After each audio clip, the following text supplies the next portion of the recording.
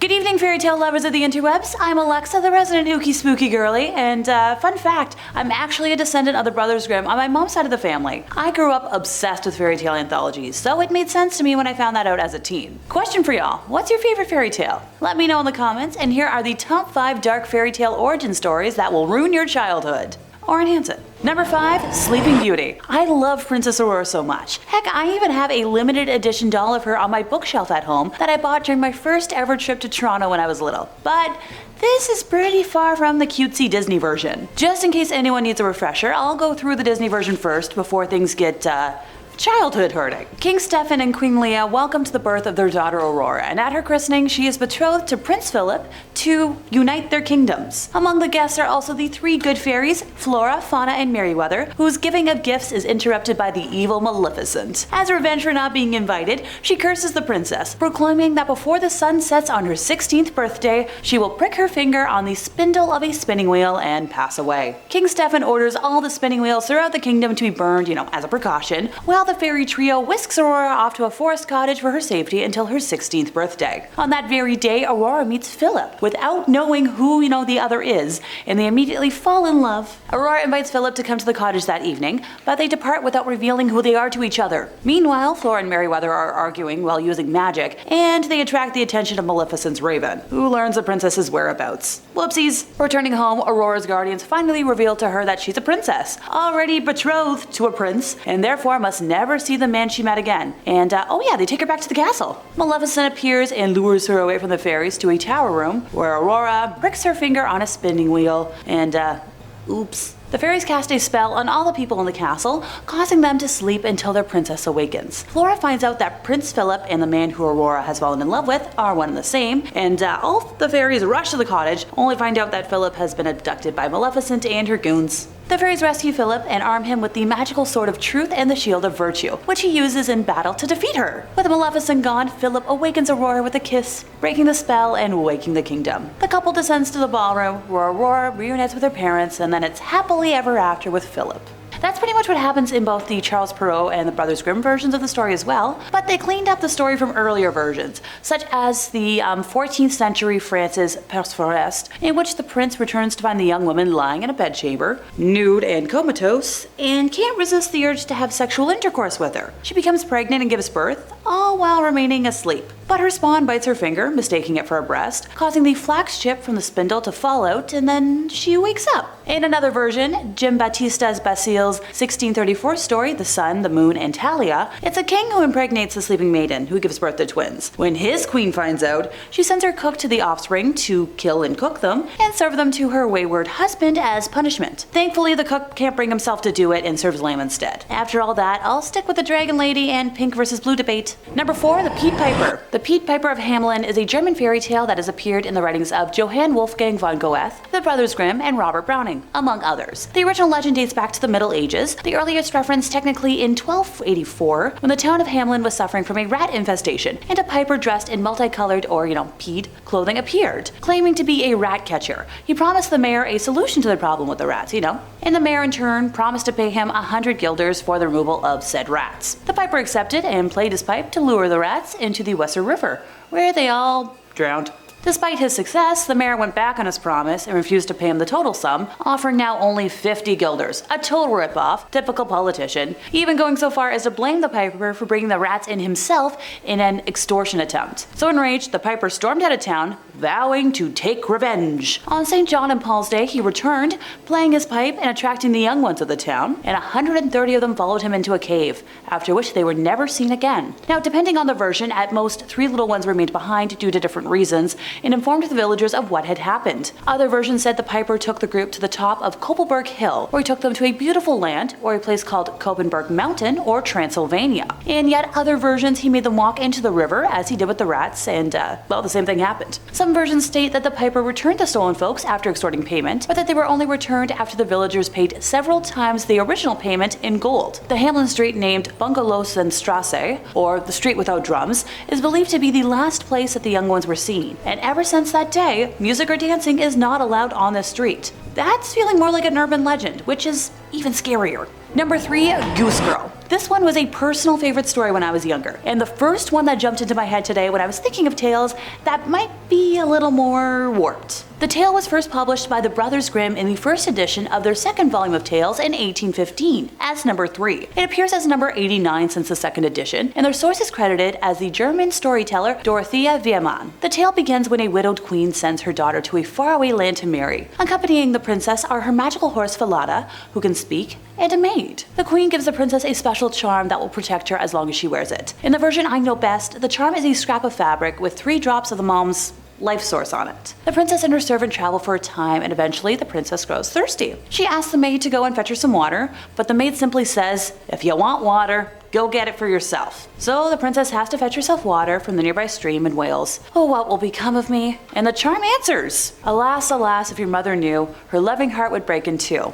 Yeah, that's fair. After a while, the princess gets thirsty again and asks her maid the same thing. But again, the evil servant says, "I will not serve you any longer, no matter what you or your mother say." The servant leaves the poor princess to drink from the river, but sadly she loses her charm and with it her mother's protection. The maid takes advantage of the princess and orders her to change clothes and horses, threatening to kill the princess if she doesn't swear to never say a word about this reversal of roles to a living being. Sadly, the princess takes the oath. The maid poses as the princess, and the princess servant is ordered to guard the geese with a boy called Conrad. The false bride orders Falada to be killed, as she fears he might, duck. The real princess finds out and begs the slaughterer to nail Falada's head above the doorway, where she passes with her geese every morning. The next morning, the Goose Girl addresses Falada's head over the doorway. "Falada, Falada, thou art dead, and all the joy of my life has fled." And Falada answers, "Alas, alas, if your mother knew, her loving heart would break in two." During their chores, Conrad watches the princess comb her beautiful hair and for some reason wants to steal some. But the Goose Girl sees this and says a charm. "Blow, wind, blow, I say take Conrad's hat away. Do not let him come back today until my hair is combed." And so the wind obeyed her wishes.